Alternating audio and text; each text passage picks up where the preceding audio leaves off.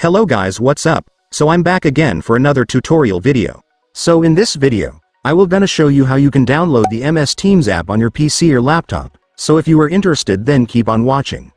But before all that, if you are new to my channel, consider to like and subscribe for more videos like this, and also, you can comment down below if you have something that you want me to make a tutorial about. So without further ado, let's start the tutorial.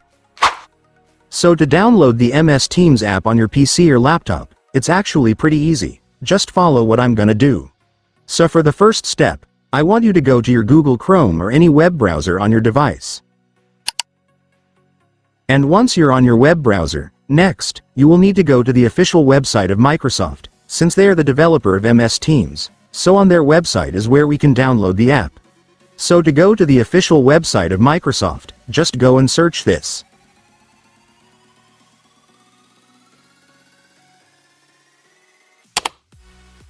And after searching, you will now be directed to the website. So to download MS Teams on this website, just click this All Microsoft option right here.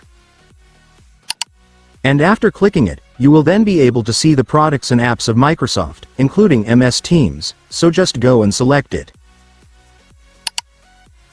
And then click the download button right here.